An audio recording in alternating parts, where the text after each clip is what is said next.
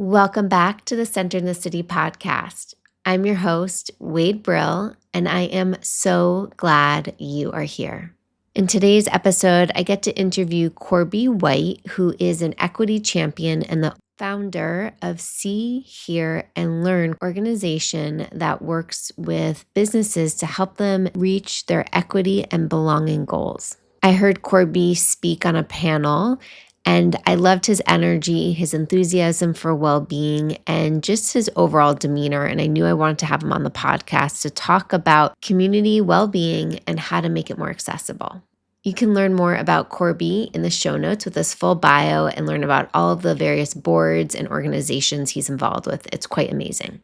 So whether you're driving, cooking, taking a walk, or just cozy at home, let's settle into this episode and let's get centered.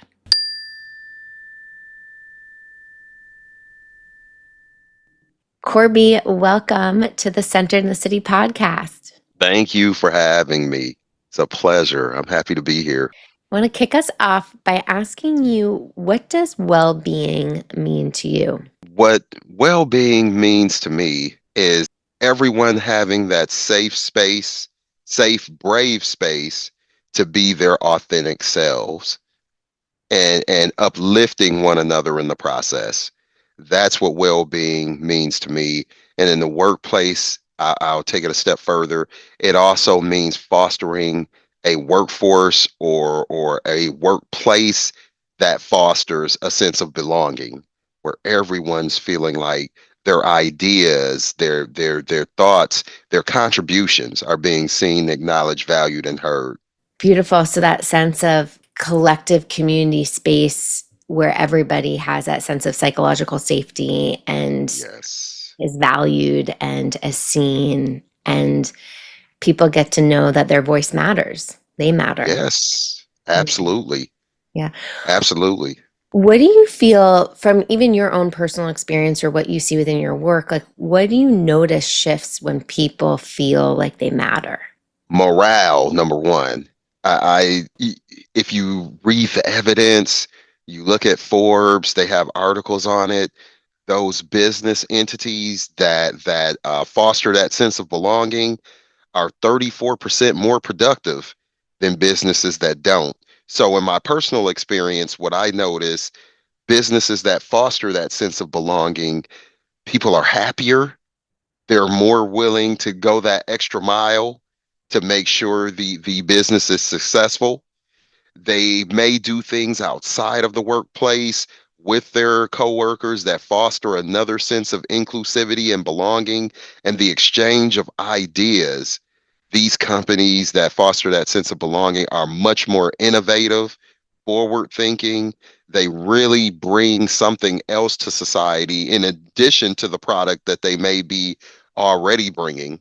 Yeah. And it's like, I love what you said, morale. Just even, I think sometimes people, when they don't, it's like you recognize how good it feels to be seen, to be valued when you haven't had that. Like when, you recognize that empty space, whether it's you're in your own personal life or in your own work environment, if you have a poor manager or team dynamics where you're not feeling seen and valued, and then you switch teams and you have that Yes. sense, it's like, whoa, where, like, I've been missing this nutrient. I've been missing this type of oxygen. But sometimes I think we can be in these dynamics where we think that's just the norm not to matter.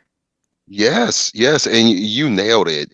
We're so siloed in some of our workplaces that we don't even realize what's going on. And so, in my personal experience with a government agency that I help bring out of this kind of toxic sense of being devalued, one of the first things I did was survey the agency to check the climate, the mental state of its workforce. And what I found was that employees of color felt devalued, unseen, unheard. And it was back in 2020 during a turbulent time in our country with the pandemic, George Floyd, Breonna Taylor, Jacob Blake. And so one of the things I did was create that safe, brave space. create a staff networking group to preserve the right of diversity, equity, and inclusion. That was its theme. And we invited anyone voluntarily. So it wasn't a requirement. You were voluntarily invited to attend this meeting. And I think that's very important as well, because just being able to voluntarily appear creates that brave space. People don't feel like it's a box check, or that human resources is watching over them, making them attend this meeting. The people who are there want to be there. And what we found is that within 6 to 8 months, when we resurveyed the same group of people, we saw an 18% increase of employees feeling seen, valued, and heard that were employees of color. So just creating that space and hosting those meetings helped foster a sense of belonging. Okay, so that was in 2020, which, Yes. yes, very turbulent times, many layers. And here we are, 2024, post election. And, I think it's still for people who were wanting Kamala to win, I think is still very raw. And the grief Yes. is very much present from a lot of conversations I've had over the last week. And, Mhm. there's all those contentious energy that's in the air now. So like how can we, as just before we go to the workplace, like how can individuals, how can we support each other, making sure each other feel seen, that they matter right now? It's very tough. And can I share my personal experience? So Please. the week before the election, I was asked to be in the motorcade with Vice President Harris, and I got to interact with her. We had a wonderful conversation that I will cherish for the rest of my life, because this was my first interaction with her, and the first thing I noticed was how pleasant, welcoming, warm, and that sense of optimism and hope that was on her face, and everything we talked about. She wowed me. I haven't been able to stop talking about it since. And so for me, it's hard because after the election results, that's ingrained, embedded in me. That's what I always remember. Our conversation, the hope, the love, the look on her face for this country. And then the outcome is what we know it to be. And what I found in the Black community is we have really been leaning so hard on each other. And over the last week, and this past weekend especially, I'm Muslim, and when I went to mosque, we one of the ministers brought up the fact of how are you guys feeling? How is everybody feeling? And made us take that moment. And even part of his sermon was about our emotional mind state and our mental health and well-being, and really uplifting and being there for each other. I'll take it a step further. I know you didn't want to talk about the workplaces just yet, but I have to mention this. What I have noticed is a thing of beauty where the CEOs and the heads of a lot of these workplaces are sending out emails to their entire staff, basically stating, look, I know some of us are upset with the election results. Please remember to be there for each other and things of that nature. One of our state agencies here in Wisconsin did that, and I thought that was beautiful. You're not picking a side. You're saying you recognize that some people are emotionally distraught by the results, and for everyone to remember to be respectful and be there for one another. And I think that's how we're going to get through it. I notice in places of worship, this is coming up, in workplaces, at the schools that I've been to over the last week, it's coming up, allowing our kids who are emotionally distraught by the election results to talk about it as well and be there as support for one another. That's how we're going to get through it. I love that emphasis on working through this divide Yes. and to still show up for each other as humans, to remember that everybody matters. Everybody's Absolutely. welcome. I know that, and you shared this a little bit before we hit record, of the day after the election, you held one of these meetings for your community. And first of all, can you give a little bit of context about these employee resource groups, but I think you call it like a networking group instead. Yes, So if you can highlight a little bit of that and then share your experience of hosting that and holding that space post-election. absolutely. So I'm the owner and CEO of the See Here Learn LLC. And what I do is teach businesses of all type, school district, government agencies, private companies of all type, whatever the case may be, how to create employee resource groups. And you wouldn't think it would be that hard, but it is incredibly difficult. And it's the hard piece of it is making it authentic, making it not one of those box checking exercises for a business so that employees bring their authentic selves to those meetings to really get the results that you want to see, which is you want to see your workforce do this. You want to see everybody connect and be respectful of each other and really be there as a team. And that's what they're designed to do. And so I started doing these back in 2023 as I wrote it as part of the equity and inclusion plan for the state of Wisconsin back in 2020. But it had to go through all of these channels. You know, it's government, so it has to go through the bureaucratic channels in order for us to start them. So the first group I actually hosted was April of 2023, and it was a pilot.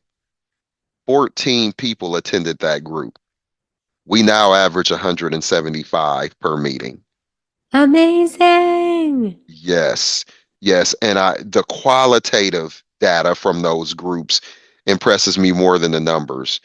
There was a person who identifies as a member of the LGBTQ plus community who said, "I've heard about this group. It was their first meeting. They said I need this group." Because we really talk about those we have those uncomfortable conversations respectfully that bring us all together. And I love when I get emails, voicemails from people saying, Korbey, I didn't know that until you presented it. And then what I like to do in those meetings all the time is have the voices of the attendees really deliver the message of what we're talking about, because I'm just a facilitator, just to keep the train on the track. But I really and count on the engagement of attendees to really drive the meeting. The day after the election was the most difficult meeting I've ever hosted. Lots of tears, lots of people upset, lots of, I mean, I can't even describe it. It was so emotionally draining because I'm right there with them. I'm sad too, and I cried during the meeting. It was incredibly difficult. And what kept us together was us staying together. I mean, there were some people who were in the meeting also who were Trump supporters who were very respectful and focused on consoling their fellow coworkers. And that was just a thing of beauty to hear and watch. Wow. Yeah. And beautiful that people felt safe enough to be that vulnerable. There's a Yes. little bit of this swing that I'm noticing when working with corporate these days that well, I'll say right during the pandemic, in the early days of the pandemic, there was a lot of emphasis on mental health support and what can we provide people, right, for the last few years. And then I would say in the last year and a half, it's a little shifted away. Did we offer people too much cush and now we need to, add a little bit more guardrails and tighten things up? And yet what we see from a lot of millennials and Gen Z, like they want these spaces, they want these benefits of mental health support, and they want to feel like they're working for a company that has purpose and mission and also cares for the collective. There's a good cultural fit for them. So to find that you're creating these spaces of vulnerability seems so valuable to the companies.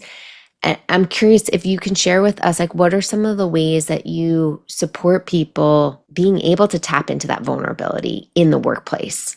Sure. Within these networking groups, well, I'll backtrack a little bit. What I like to do for these businesses is find out who's feeling what, right? I want to know who's feeling unseen, unvalued, devalued, or not heard, because that networking group is going to look different depending on the business. I'll give you an example. There's one agency here in Wisconsin where women make up the smallest population of the workforce. They felt devalued, not seen, not heard. And so we created a women's empowerment staff networking group so that their voices could be heard. And within a year, they now have a woman for the first time as an executive of their management team. And so it worked. The agency didn't even realize that what they were doing to the smallest population of employees, or maybe they did and just needed to hear it be voiced. But whatever the case may be, it worked. And so I tell people we're going to meet you where you are when you attend these meetings. We know that everyone's at a different point in their journey. And the minute I lay that out, I can see in the meeting shoulders going down. We're not expected to have all the answers. No one has all the answers. But what we can do is move through this journey together wherever you are. And so I tell people, feel free not to be as engaging in your first meeting. Really listen to what's going on by those who are willing to engage at this meeting. What normally happens is that quiet person by meeting number 3 or 4, they're fully engaged because they see that this truly is a safe, brave space for all opinions to be voiced respectfully. And so once that space is created, then that's where the magic happens. That's where the engagement, the exchange of ideas, the authenticity happens. And one comment that I love to hear from these network group meetings is, I needed this meeting. It's outside of the regular work based, work focused, tunnel vision meetings where I feel like my emotions aren't taken into consideration as we're making these very important decisions. So it sounds like their whole humanist gets to feel witnessed at work, like that need gets to feel seen at work when they go to these networking spaces. Yes, And I love that you absolutely. call it a networking space versus just an employee resource group or an affinity group. I'm curious, tell us a little bit about your geniusness around Yes. that and your intention there. So where I reside, because of statutes and administrative code, we cannot during work time have what's referred to as an affinity group of any type because the way the work rules are written, they can appear to be discriminatory. And so we then tried employee resource group. That too follows the same statute, administrative code, et cetera, et cetera. So we sat there and thought, what can we call these spaces? Well, we're networking with staff. Let's call it a staff networking group. That passed all the tests. It's not discriminatory. We're including all staff, which is what we want to do. It may be centered on a group that's marginalized, but we want all staff to attend because we want you to hear the voices of your marginalized staff so you can understand how they feel so we can bridge that gap and open the lines of communication. I thought that was genius when you shared that on the panel that I heard you speaking at a month or so ago. And one of the other things I love that you shared was talking about the African American community's mental health and being able to meet that community where they are. I'm curious if you can elaborate on the creative ways where you try to support Black people's mental health, especially in these Yes. days, knowing that, a stat I read the other day was 25% of African Americans seek mental health compared to 40 of white people in America seek mental health. And that's Yes. a big difference. What are some creative ways where we can support people's, specifically Black people's mental health and well-being? Yes. So you touched on so much there, Wade. One of the things I want to elaborate on that you brought up is African Americans only make up less than 2% of mental health professionals. That is a huge problem nationwide. And I think there's a lot of factors that contribute to that. I think number one, at least when I was growing up in South Central Los Angeles and partly in Milwaukee, one of the commonalities between both of those, as a black man, you can't show emotion. You have to always be tough. You have to, there's a stigma associated with seeking mental health in the black community that we have to get over and break down. And to do that, I feel one way we have to have more of us in the profession. We have to. We have to teach cultural competency to those who are not black, who are already in the profession, to understand that there are things that black men, black women deal with daily the minute we open that door and leave our homes, that a lot of the population aren't going to have to deal with, that affect our mental health and well-being. It's being racially profiled. It's things of that nature. It's walking into a grocery store, and as you walk through the parking lot, watching people lock their doors or women grab their purses as you walk by. And we need to create more of these spaces where conversations can take place about that. So one of the things I found that has worked like a charm is connecting with community-based organizations that specialize in mental health and well-being. And one thing that we did that I did not or may not have told you about, Wade, that happened November 1st through the 3rd, I hosted Wisconsin's first wellness retreat for Black people. And it went over so well. It was brought to us by a foundation that I'm the vice chairman of, the Sherman Phoenix Foundation, which is Wisconsin's largest Black business hub. And what we did, we reached out to mental health providers in the state. We told them about the event. Most of them said, yes, I want to get involved. Those who didn't said, it's the last quarter of the year. We already have things allocated for this year, but we want to be involved next year. And we had mental health providers, we had wellness screenings, biometric screenings, all in one place.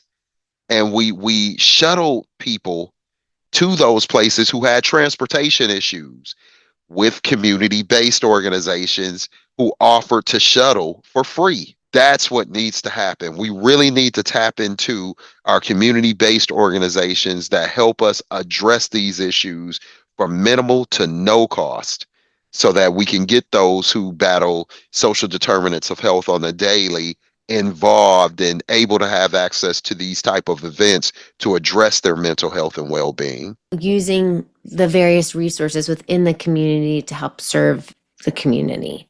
Civic health at its finest. Yes. How do we continue to fund these amazing organizations so that they can keep serving more and more populations? Talk to your health systems and health plans. What I found is that our health plans want to address these issues. They don't know who to go to help address these issues, but they're also organizations with a lot of money. Our health systems, we know the cost of healthcare is high, especially right now. Our health plans and health systems have the money, the resources, and they want to help. They want to address mental health, well-being, and social determinants. So really, anybody who's listening to this, reach out to them. And what would you recommend they emphasize or say? Like how can somebody be an advocate for themselves and also their community? Yes. So, oh, you said the magic word, community. Most, if not all, of these health systems have a community engagement team or officer.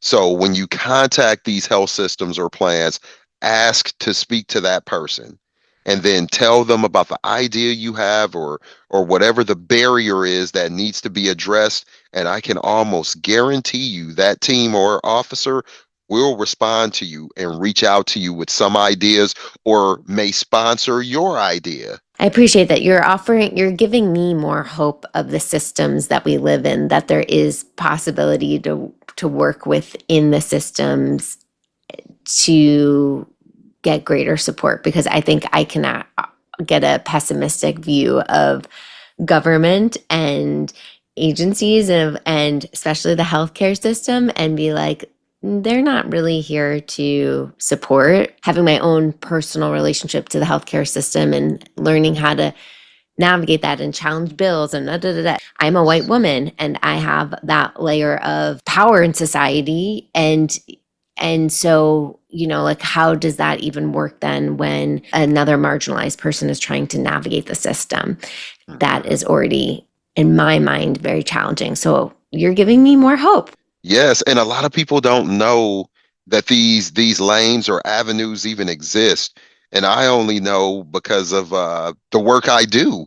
I do a lot of work with the health plans and health systems, and they have now started reaching out to me, asking me, how can we support what you have going on in the community? What can we do to get involved to create uh, and eliminate those access barriers that exist in marginalized communities? I've had one of our major health systems reach out to me about that. And ultimately, they ended up building a clinic in a marginalized community here in Wisconsin. And it was beautiful. They did it during COVID when a lot of the community could not travel to even get tested or get an appointment for a shot.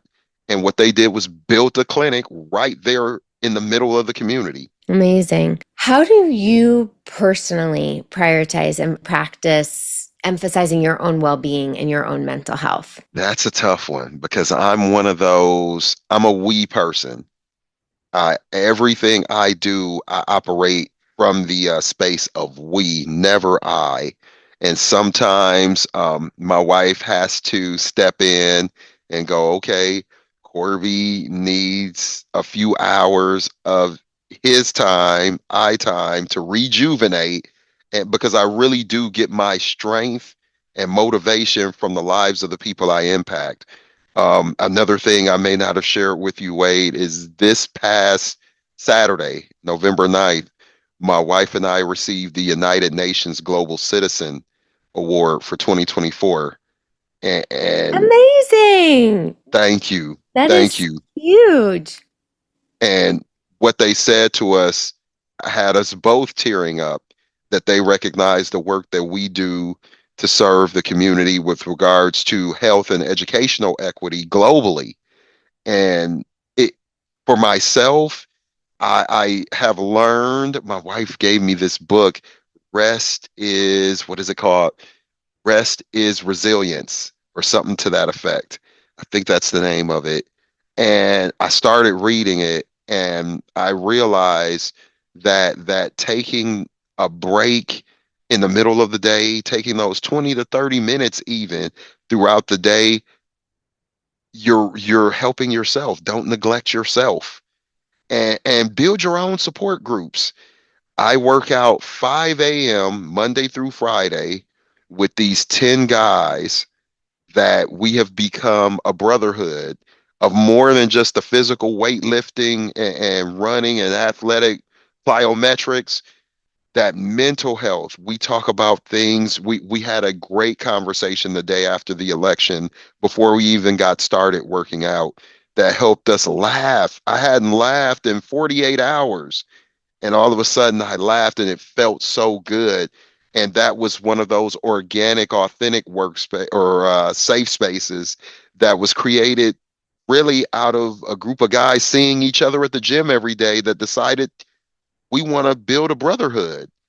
And so that helps keep my mental health sane. And lately, this week, staying off of social media as Yeah. much, taking a break from it. There's so much out there that can really build up that anxiety and angst. And I'm also a member of one of the school district boards here. It's amazing just listening out of the mouths of children who they're too young to vote, but listening to them has really helped my mental health and well-being. Just them understanding what has transpired, how it can potentially affect them, their lives, their families. It's really interesting to hear it out of their mouths. They've helped me more than they could possibly know. One of the things that I really hear you emphasizing, which, is this full circle about well being, is this emphasis of community and Yes. how much that feeds you specifically, but I think all of us as humans, as social beings. And, we're in this epidemic of loneliness in American culture, and I think globally too, the research is showing, but I definitely know in America how much we need to lean on each other. And the Yes. other day I was in a pool gym and I saw like three maybe high school boys ages hanging out by the hot tub, but they were all on their phones, not talking to each other. And my heart just broke because I was like, this is a lot of what is present in this younger generation. And also, even with some of my friends, I'll notice we'll hang out and everybody has their phone on the table or their phone nearby them to distract them. Just like this going back to community, going back to this place of being in real life with Mhm. people and having that shared sense of laughter, of sweat, of whatever it is that gets to remind us we're not alone in this world. Yes. Yes. And one of the funniest things I heard at the gym happened last week. One of the guys at the gym said, I've always been kind of a lone wolf, you know, and I said, well, you're with us now and you have been for the last 4 years. And he goes, touche, you got me. You got me. You just needed to be seen. That's what I think, that you were a lone wolf wherever you were because you probably felt like you had to shrink yourself and not be around people because you thought you were that much different that you wouldn't be accepted. And you found out with us that not only do we accept you, we look forward to you, we celebrate you. And that's what everybody wants.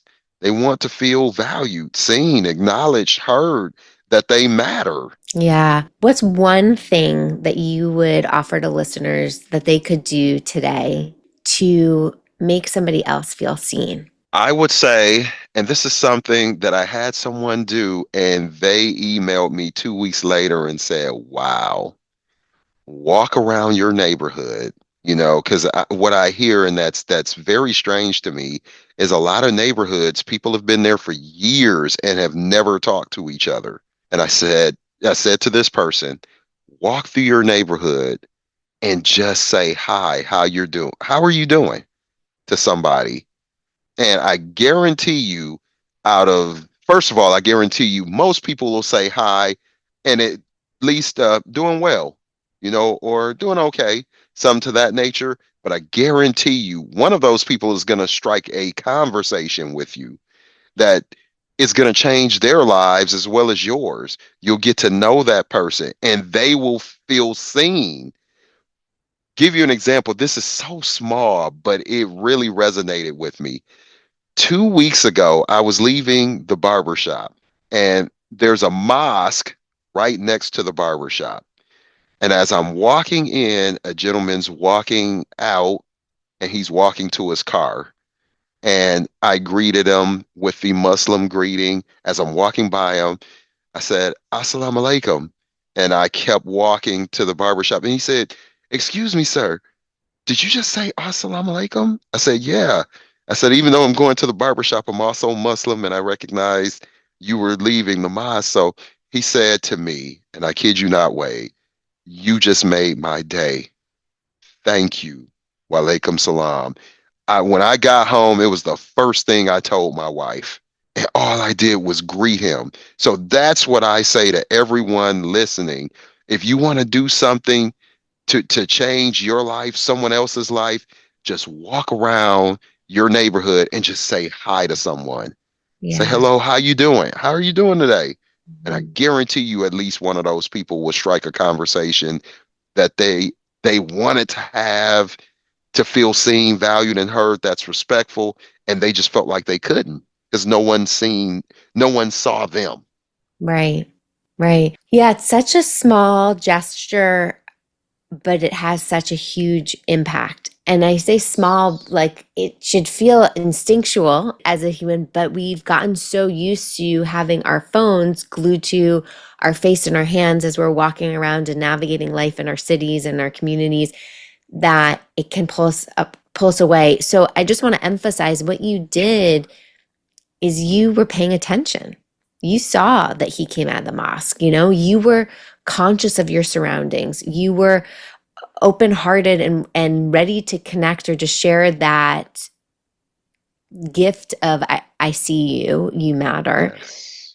And what that could be if we all could just engage that muscle within us just 5% more, how much warmer our communities might feel, how much safer we might feel in our spaces, and create that ripple of goodness. So thank you Yes. for that invitation. Absolutely. Korbey, where can people learn more about you and your amazing work in the world? Oh, sure. I do have my business has a website, seehearlearn.co. So if you just type in seehearlearn.co, you'll learn a lot about what I do, what we do at See Hear Learn. A little bit about me is there as well. And definitely check me out on social media. I'm on LinkedIn, Korbey White, Facebook, Korbey White, Instagram, Korbey White. I think what people will see is that my wife and I have really taken this well-being, mental health equity and educational equity thing globally and seriously. Well, amazing. And what a gift it is for the world. So thank you for all of your hard work and love that you both pour into the world. And may it inspire all of us. I know I'm feeling inspired to just continue to practice the care for the we as well as the I, that they Yes. don't have to be in competition with each other. I think there's a lot of struggle around that. And there's enough time and space to care for community and care for self. Yes. Yes. You to care for your community, I think you have to care for yourself. There has to be some self-care there for first, and then you spread that self-care to everyone else. Exactly. Thank you. It's been an honor and a privilege and a pleasure. Thank you. And let's all really continue this work so that we all are able to thrive in a globally diverse society. That's what we want.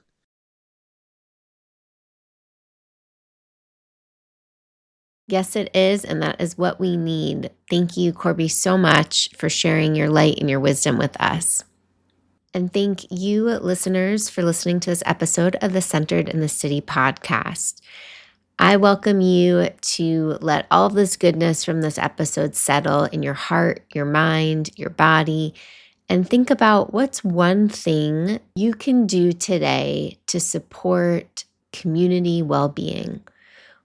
Maybe you want to take up Korbey's challenge by saying hello, how are you to as many strangers as you can while you're walking down the street or in your neighborhood.